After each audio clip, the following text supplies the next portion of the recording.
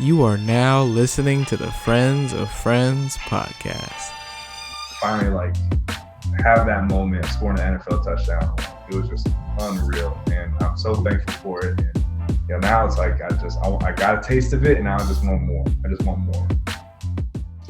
Welcome back to the Friends of Friends podcast. In this episode, we are joined by an Oregon native and fellow member of the CC family. In high school, he led the Rams to their first state title in 6 years and won the OSAA Prep Football Player of the Year award. During his junior year at Oregon State, he rushed his way into 8th place for most rushing yards in school history. He's now going into his 4th year in the NFL and is competing for the starting running back position for the Chicago Bears. Now, we would like to introduce you to the one and only Ryan Nall. What's going on, man?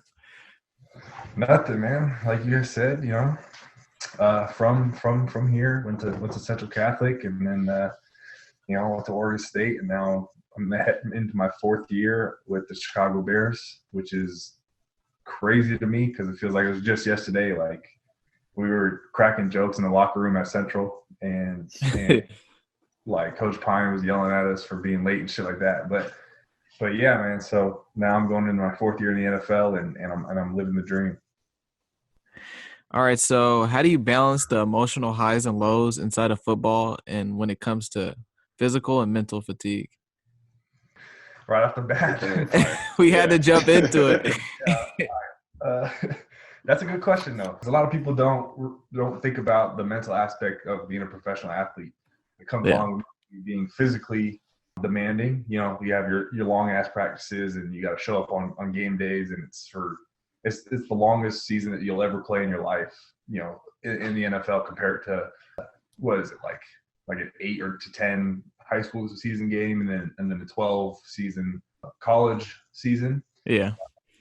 So it takes a toll, and I think the biggest thing mentally is making sure that you have a good support group with you. Whether it's your significant other or your family, your mom, your dad, your brother, sister, whoever it may be, leaning on them during the times when, for that individual, when it gets hard, like you're not starting or you're on practice squad or on whatever it may be, like leaning on them and having them consistently give you positive feedback, and not only like in the football aspect of it, but like outside of that too, like being with your family, playing games, and going out, seeing a movie, doing something that the small things. Yeah, the small things that definitely helps.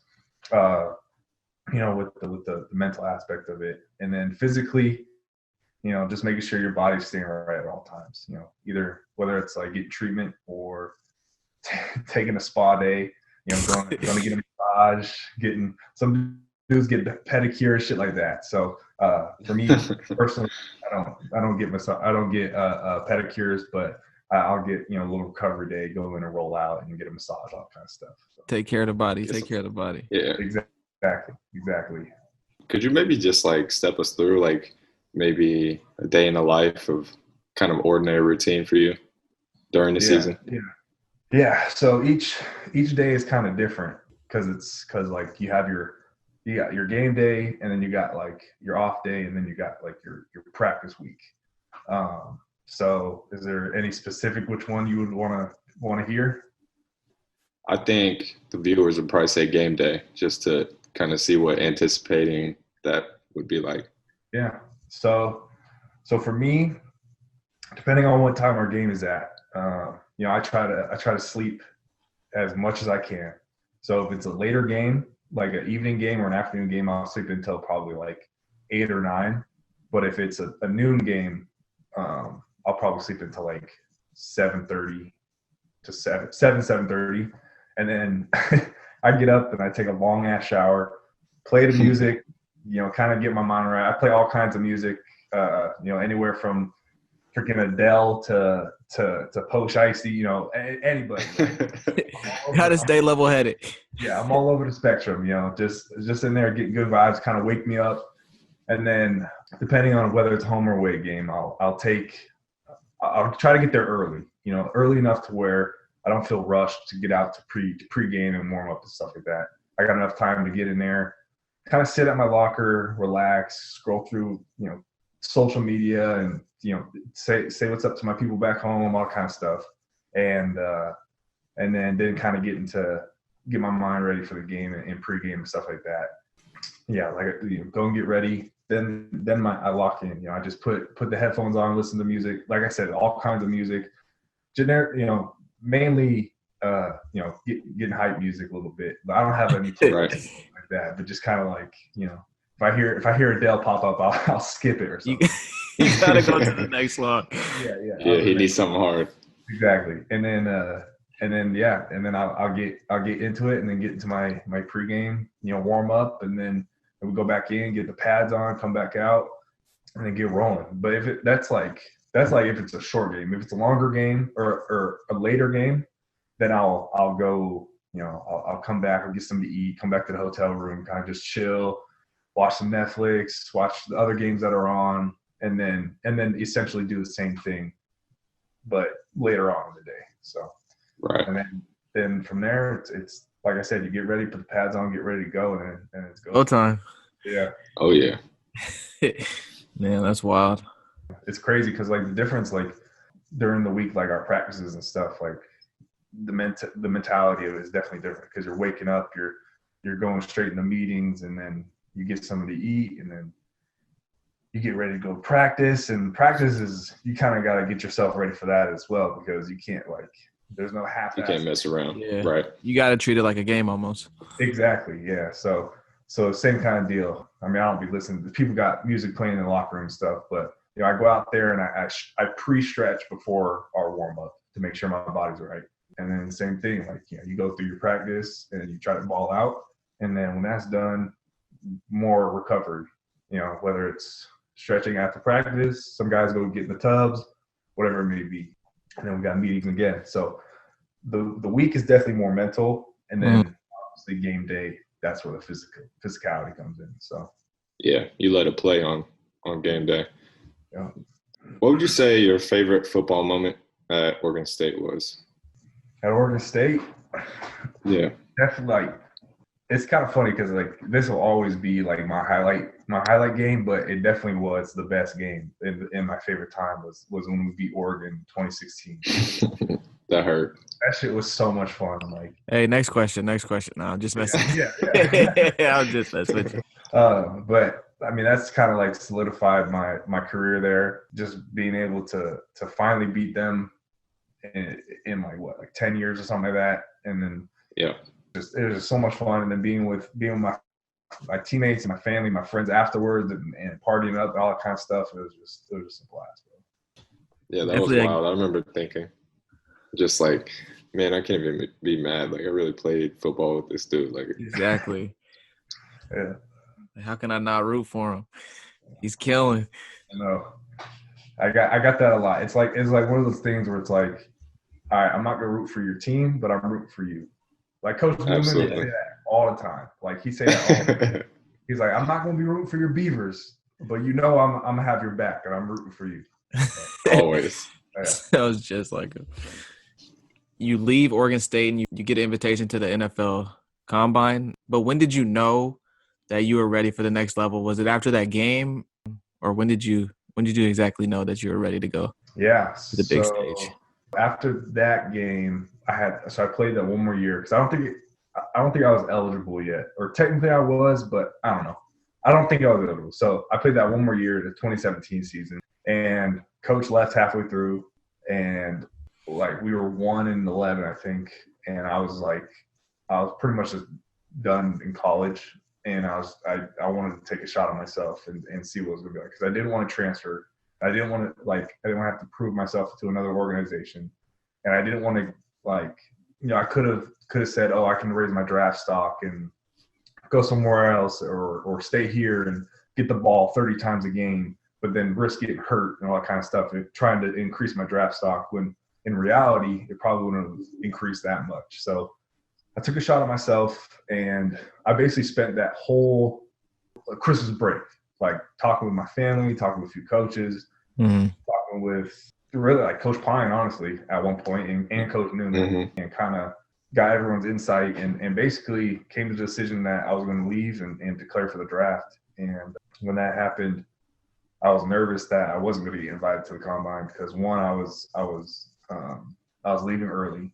Two, like we're on a shitty team, and I hadn't had that much nationally, recognition. So Mm-hmm. when I did get invited, that was pretty cool, and I was very very thankful for that. Like I said, I was nervous. So I didn't know if I was going to get invited or not. How did you prepare for the combine, and how did the training get you to excel? Yeah, so I was still in school, so I was finished my last term, and so I was going back and forth. I was training with my trainer now, Sam Johnson, and I was also training with Alex Molden, who's a trainer at Nike. So I was going back and forth from Oregon State to the Nike headquarters, and I'd be down in Oregon State for Tuesday, Wednesday, Thursday, and those were kind of like my off days. But I was in school. I was going to class. I was doing homework. Friday, Saturday, Sunday, Monday, I would be back up in Portland. I'd be training. So that was kind of tough. But, I mean, they got me right, Alex Molden was 8-year vet in the NFL. My agent found Sam Johnson, who's, he was a military guy, but, he's kind of created his own version of training like an athlete, not just CrossFit or not just, sprinting or nothing like that. It's kind of everything in one. So the combination of those two guys definitely got me right. And I felt like I was in some of the best shape of my life. Yeah. Sam does some crazy stuff. I follow him on Instagram. Yeah. Trainer Scott actually took me to one of his classes one time, and it was unbelievable. Yeah. It's like stuff that like, it's easy, but it's hard. Like, if that makes sense. Like when you're doing it at first, like there's different levels to it too. Like you can start with the level of doing one thing and it looks simple. Then once you get the hang of that, you add something to it, and then it's the same movement, but with just a little twist to it. And yeah, that shit gets me. It gets it gets you right. But I'm actually starting up with him again next week. So after the Super Bowl, we're getting back to it. Yes, sir. Yes, sir. So what was it like participating in the NFL Combine? Were you confident? Were you nervous? Was it a little mix of both? Yeah, mix of everything. Because what they don't tell you is that, like, we're there for a week before all the stuff that they show on TV. And your days are like 12 to 14-hour days of just, like, meetings with coaches, physicals with the doctors, tests, like mental tests, like what's the Wonderlic, like Wonderlic tests and shit like that. Like, oh yeah, and they do IQ tests and all that kind of stuff. Damn. So you're there like Monday, Tuesday, Wednesday, and then it depends on what day you're doing your physical tests as well, like the project, all that kind of stuff. But you're there for like 4 days before, like from like 6 a.m. to midnight almost, and you're that's wild. Yeah, so like so during the day you're doing all those tests with the doctors and like you're going to the hospital and getting tested, and you're getting your blood drawn, all that kind of stuff. And then at night, like literally at like 10:30 at night, like that's when you go meet with the NFL coaches, and there's this big ass gala at a hotel, and you're going from table to table, and you're talking to them, and they're trying to pick your brain on like of your knowledge of football and all that kind of stuff. So it's definitely more mentally draining than it was physically, because you've been preparing physically the whole time. For 3 months you're training, that's all you're doing. So when it gets time to do the 40 and all those tests, your broad jump, vertical, all that kind of stuff, it's easy. But what they don't tell you is that you're going to be tired as shit before you get to that. Exactly. Yeah. It's crazy. I came back. So we're there for a week, and I came back, and my girlfriend at the time, my wife now, you guys remember Sophie Presley? Yeah. Yes. Yeah. And she said I looked like a ghost when I came back. Like, it was crazy. But I'm glad that I was a part of that experience, because, not a lot of people get the opportunity to. So if one thing the fans want to know is that, like, it's definitely like if someone doesn't perform as well as they like are projected to, it's probably because they were just so drained from that beat down. Yeah. Just mentally. So it's crazy. They have you out the whole day, and then you're just answering questions like, "Damn, I'm just trying to go to sleep. Fuck this." And the worst part is too is the drug test is like in the middle of the week, and they said like whenever you wake up to pee, like just go. So it could be at like 3:30 in the morning, and you go. So I woke up at like 5, and I went down there, and there's like a line of like 30 dudes just waiting. Are you shitting me right now? So you're standing in line. Everybody wakes up. Stuff, bro. Yeah, it's all bad. And Then then they're doing the happy dance. can't go back and sleep because our next the day gets going at like 6:30. So it was just it was a lot, bro. It was a lot. Okay, so you're on the Bears, and recently you scored your first touchdown. So walk us through what that was like getting into the end zone finally, and what was the play drawn up for? Yeah, it was crazy. Our starter got hurt, and we were losing at the time, so we're kind of in 2-minute mode. So we're just trying to get points up as fast as we can to give us a chance to onside to get the ball back to win. Mm-hmm. And so yeah, I was filling in. We're doing 2-minute mode, and I caught a few passes, little check downs here and there, and I'm running. And I'm gassed, and we get down to the red zone, and it's just like a simple stick play. And the tight end took my guy, and I kind of popped open, and Nick Foles saw me and just dumped it down. I caught it, and I realized that no one's in front of me, so just go. and yeah, man, I barreled into the end zone, and I was so pumped, like I did no thought of a celebration whatsoever. Like, I was just like, let's go. You blacked out. I got hit like I wanted to do like some sort of celebration of some sort, but it was just so much emotion going on at one point. Like it just completely spaced. So, but it was crazy. Like it was unbelievable. Like kids, be dreaming of this. I've been dreaming of it since I was a kid, and to finally like have that moment of scoring an NFL touchdown, like it was just unreal. And I'm so thankful for it. And now it's like I got a taste of it, and now I just want more. I just want more. Yeah, he's hungry. More. What's your go-to celebration? I don't know. I think the next one I want to try to do is do the violin on it. I used to be a big Sean Alexander dude, and he did that a couple times. So if I get in there next time, I'm gonna try to hit that one time. You gotta throw them hips into it. Yeah. But there's been some good ones. I don't know. I got to do some research. What do you guys think I should? What should I hit? Should I hit a dance? Sure. Should I do some juju? TikTok? Nah, we ain't doing no TikTok dances. What should he do? I don't know. Something with the O-line. That'll be clean, like a bowling ball or something. I mean, whatever, like the bowling thing. Yeah. That'll be dope or something. I don't know. You gotta praise the O-line. That's for sure.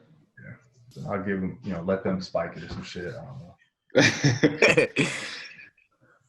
All right. If you never picked up a football in your life, what would be your dream job? Well, hopefully I'd be in the NBA or something, or in the NFL. But if sports wasn't my life, then that's a good question. I don't know. Maybe try to get into the medical field or something. Because I know my wife's a nurse, so I know how hard it'd be. But like, just the fact that you're helping people each and every day. It feels like you I don't want to say like you matter, because not like saying other people don't matter with doing other jobs and stuff, but like I feel like for me personally, it gives me a sense of pride and joy, being able to give back to other people and helping other people and stuff like that. So I'd say something in the long lines of that, working with other people and to help them, so whatever that may be, it could be as small as being a teacher, or a guidance counselor or something along those lines, where I'm interacting with people and making a connection of some sort. So yeah, I think that's probably if sports and football and sports weren't in my life, and that wasn't in the cards for me, I would try to go somewhere down that career path, I think. Anything that makes a difference. I feel that. Yeah. So what's the best thing to do in Chicago when you're not busy with football? Eat. Yeah, there's a lot of good restaurants down there, and I haven't even begun to scrape the surface for all of them. Right. You know, like, but you know, if you want to get some good food, definitely come to Chicago. There's a bunch of spots. You know, there's the famous ones like Giordano's and Portillo's, which are amazing, by the way. The Portillo dog is easily the best hot dog I've ever eaten in my life. Yeah. So, like, but other, you know, like there's so many other places there you can eat and go. There's also, I mean, I'm not a big partier and nothing like that, so I don't really go out to clubs or anything like that. But I hear there's some good nightlife out there as well. If people are into that and they want to go hit the town, some good bars, some good clubs, all that kind of stuff. But I say, you know, for me, the number one thing is eat. You know, get some good food, some Italian beef, some hot dogs that we talked about. You know, some deep dish pizza, all that kind of stuff. You need them protein. Yeah. Yeah, without the, you know, you don't want all them greens there. You got to get all the Definitely. You gotta have a cheat day. Yeah. What type of wisdom would you give a younger athlete trying to pursue the same dream that you did? Yeah, I'll tell them, like, don't get caught up in all the like, basically the hype. You know, like all the 4 stars, the 5 stars, the recruiting, all that kind of stuff. Like, let your tape speak for you. You know, if you're truly that good at your sport, and yeah, you got to get it out there. You got to go to some camps here and there, all that kind of stuff. But if someone's worried about being a 5-star and being a 4-star and going to all these camps and going to all these different specialty coaches and stuff like that, because they're going to make me better and they're going to get noticed, like just try not to focus so much on that, and just learn the game and try to get better at the game and put it on tape. And at the end of the day, like, if it's meant to be, like, you'll get noticed. Like, your coaches should put it out there for you. And if you do go to some of those camps, like, ball out and get noticed, and, you know, just put in the work. You know, Mm-hmm. So hopefully, you know, not getting caught up in all that kind of stuff will prevent some of these kids from you know, not reaching their goals. If that makes sense. But Yeah. but yeah, man, just put in the work and try not to get caught up in all the hype, and just enjoy the game and enjoy the sport. Don't worry so much. Like, it's not the end of the world, you know. It's just a sport.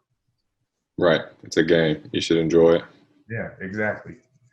When it becomes a job, when you're 14 years old trying to get, you know, a college scholarship, like, that's no fun for anybody. Yeah. No, definitely not. All right, we're going to transition into our little fast questionnaire round.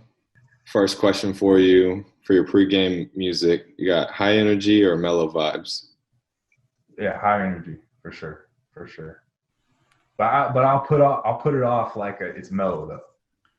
Okay. You know what I mean? Like, I'm like in there, I'm some shit, but like I'm quiet though. You know, I'm just calm before the storm. I feel you. Exactly. Okay, best pizza in Chicago. Giordano's. Giordano's. I'm gonna have to try that. I've had a few others, but Giordano's is still at the top. If we're talking deep dish, yeah. So I'm going Giordano's. All right. Favorite Marvel superhero? It's okay if you like DC better. No, I'm a Marvel guy. I'm a Marvel guy for sure. You know what? I used to say the Hulk. But you know, I fuck with Captain America. Like, he really is that dude. Like, sometimes He is. Sometimes, but yeah, okay, I'll go with Captain America. That's a good choice. Okay, so we got cereal then milk or milk then cereal. Huh? There's some people that like to put their milk in the bowl before their cereal. So which one do you prefer? Who? Lunatics, in my opinion. Let me meet these people, bro. Let me smack them across the head. You should not be putting your milk before your cereal. All right? All right, we got it. All right. What's your favorite place to train in Portland? It don't matter. Wherever. You know, that's a tough one. Because it really don't matter to me, but as long as somewhere we got a field and we can go train. Okay, so go for a hike or walk on the beach. Walk on the beach. Yes, Less chance that you'll fall and break something. Get protected by that sand. Last question for you: Friends of Friends podcast or any other podcast? Friends of Friends for sure. Hey, come on now. You heard it here. All right, this last segment, we really just want to thank you for coming on to Friends of Friends. And now, if you have anything you want to plug or shout out, now's your time. Man, God, there's lots of shout outs, man. Shout out to my family, my wife, my mom, my dad. Shout out to Sam Johnson for keeping me right. Shout out to you guys for hosting me. Shout out to Central, what brought us together in the first place. Shout out everybody, man. Appreciate you guys having me on. No, thank you. Of course, man. Yeah, thank you. We appreciate you making the time for us. All right, that's a wrap. Thank you all for listening to this episode. If you enjoyed this episode, subscribe and share with your friends. And for further updates about the podcast and episodes, follow us on Instagram at friendsofriends.pod. Thank you.